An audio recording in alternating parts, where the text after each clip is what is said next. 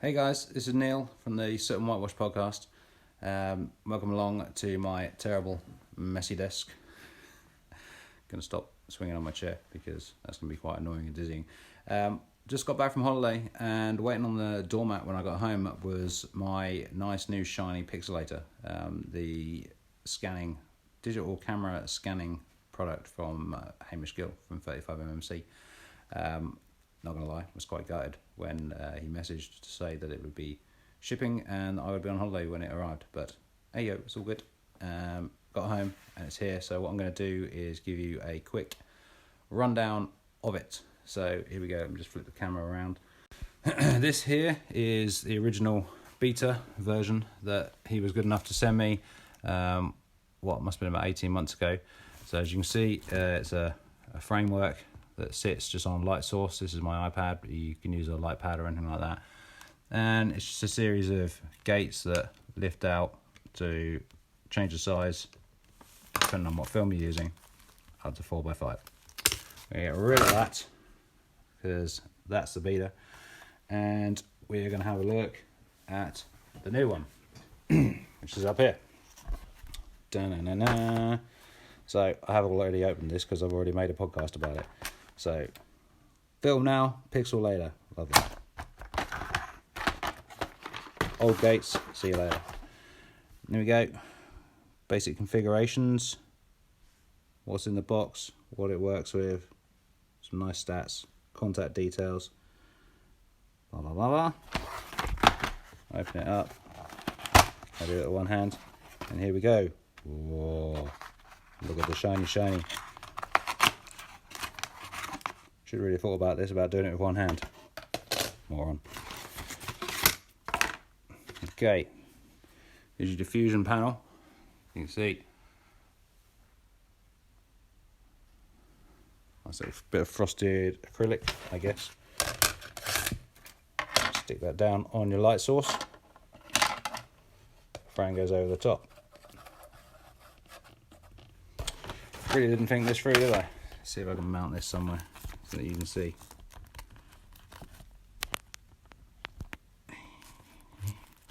That should be alright. Can you see that? I think you can see that. So that sits on there. Clean out all the gump. And then in the box we've got a series of gates just like the other one. And they fit in here. So we've got Hamish's very nicely, I don't know if you can see that, in the back of it. Basically you've got etched in there 35mm top, 35mm bottom, and then the same with the other two for 120. So we're going to go with a bit of 35mm. Nice little bit of 35mm. Now in here, let's see if you can see this. I'm going to point out here that I was, like I say, I was a beta tester for the original one, and Hamish sent me this one free of charge for beta testing it. So this isn't a sponsored thing. This isn't me saying what Hamish has said to say. This is absolutely legit, my thoughts on it. So you can see in there, potentially, there's a little tiny gap that you feed your film through. I will also say, Hamish, you didn't send me any instructions with my one, unless I'm going blind. So I'm just working this out on the fly. So that sits in there. You can't move down any further because it's sitting on that little cut out bit there. Okay. So that goes in. And then I'll move the camera again around shortly. So you pick your 35mm ones in this case.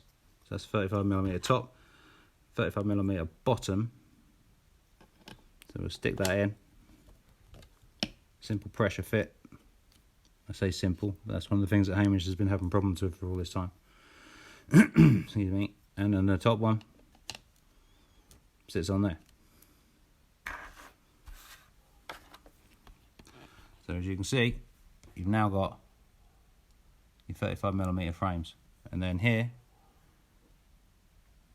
you've got a little, it calls a vertical gate. And what that does, what I think it's supposed to do is Let me set that down again. Is yeah, I know, fingerprint. Sorry. Pull it through to the edge.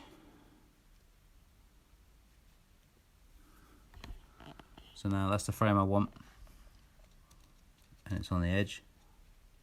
This is just quick, so don't yell at me. And you use this little vertical gate, which just pushes in there. And as you can see, you've then got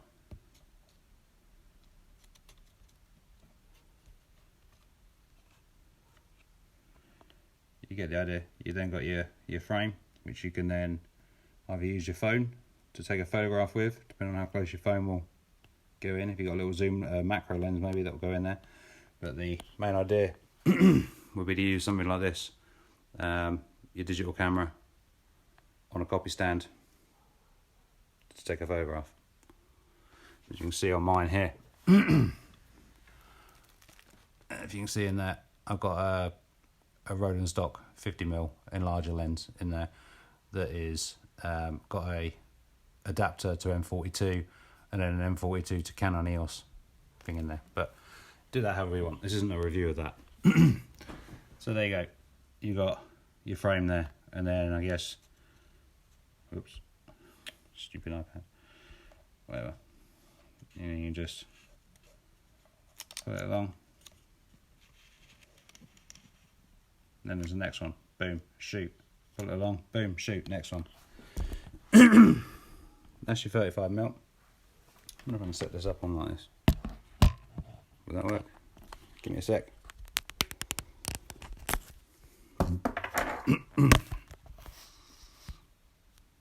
Right. Sorry if that doesn't work. If it makes you sick. There we go. That works. So then you can take that out. And then what we're going to do is get just a piece of 120. Okay, so these are some Holger shots from a while back. Slide that in.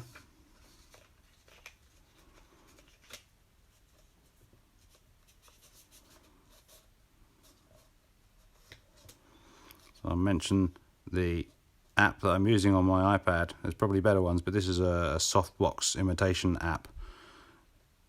And as such, if you press the screen wrong, you get all different options for various different softbox things. Hence, he does that. But like I say here, don't think you're going to be able to see that in there, are you? There we go. It's upside down. But 120T, 120 top. I'm assuming. Slot that in. Masks off any extraneous light that comes in. 120 bottom. And then, what have I done with it? I ain't even got it out of the box yet. This here is your 120V, which I'm assuming is 120 vertical gate. Pop that in. And there you go. As you can see, you now got your 6x6. Snap a photo of it, either with your phone or with your copy stand setup. Yeah. And then I think it said on the box this goes up to 6x12. So as you can see, that's two 6x6 frames, one by sort of you, one either side of each other. There, 6x12. Boom. There's your 6x12 shot. Works quite well for that. Anything over that, if you're shooting 6x17, you're out of luck with this, I'm afraid. You're going back to stitching it. But that's cool. And then you might be able to see this here is, it's a piece of 120, but it's been shot in a Diana. So it gives you a little 4x4 negative, which is fine. Some cross-processed Velvia, maybe, or something like that. Some sort of Fuji stock. So you can do that. That'll either go in like that, and then use the edge.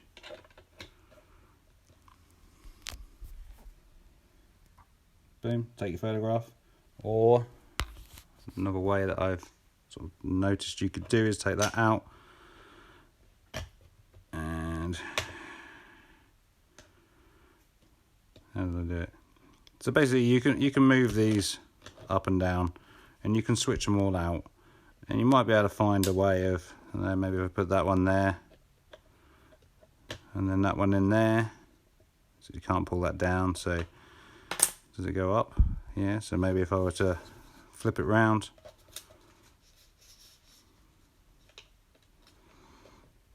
put that one in there maybe.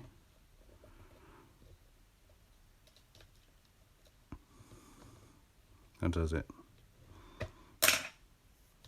Nah, it doesn't really go up and down. But anyway, you can, I don't know, maybe just stick with it, stick with the 120 bits and just deal with that, make a little cardboard mask. Or one of the things that Hamish was talking about was that in the future maybe people could 3D print their own ones of these. Now that we've got actual sizes of them, 3D printing software is good enough that you make your own one for this, maybe for 127, whatever you want. Okay, so that's the two main roll film sizes. We've got here is a sheet of 4x5, which I think you're going to have to, let's put that down, you're going to have to take the top off, put that on,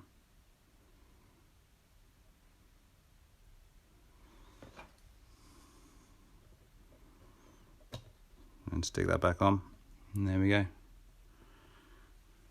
Just take you down, have a look.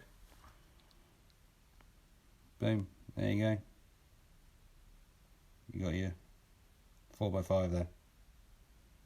Or you use your, like I say, use your digital camera.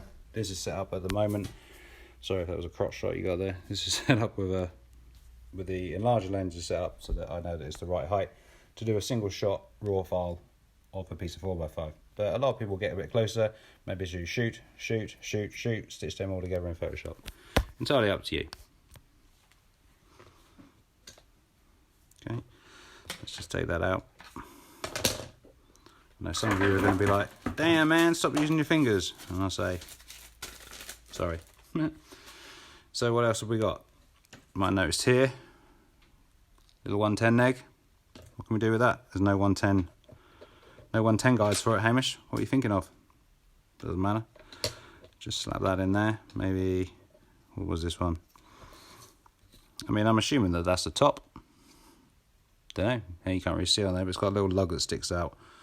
No idea what it's for. No instructions. 35mm top.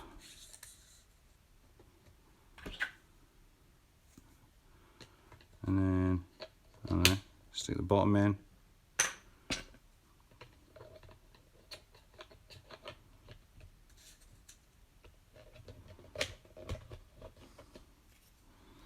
Get the vertical gate going on. Put it the right way around, might help. Stick that in. Curly film this is. Where's that gonna go? You get the idea. So you can mix and match these to an extent. As I said in the show that I just recorded, what I personally would like, and this might not work for everyone, is two of these vertical ones, so I'd have one there and one there. I'm guessing the point is that you use the edge, but just my preference. So there you go. That's say the pied de resistance to the last. What's this, Gutterman? Piece of APS. Would you believe it?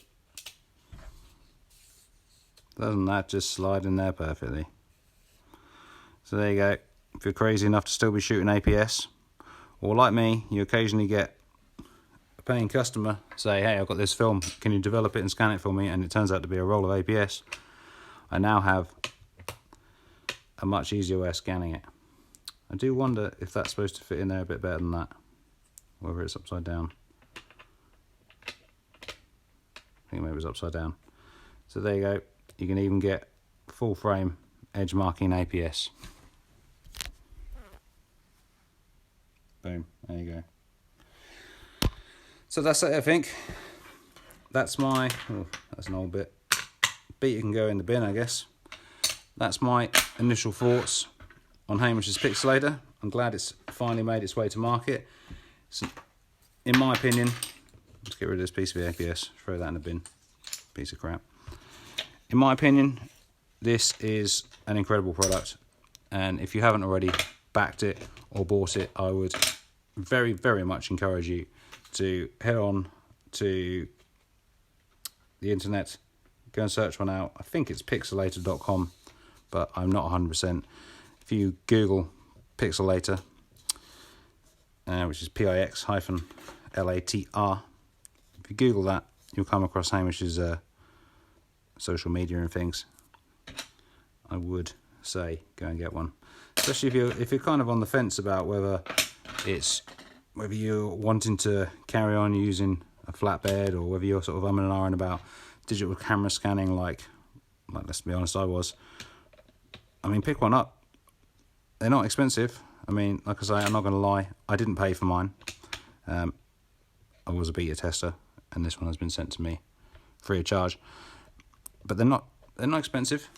Pick one up and have a go. Even if you just use it to make contact sheets with your phone. Boom, how quick is that? And that's your piece of 6x6. Just done while I was just talking like that. So there we go. I hope you found that interesting. And Hamish, I hope that was a help to you. Thank you directly to you, Hamish. Thank you for letting me beta test it. I've always said it was a fantastic product, and now I know it.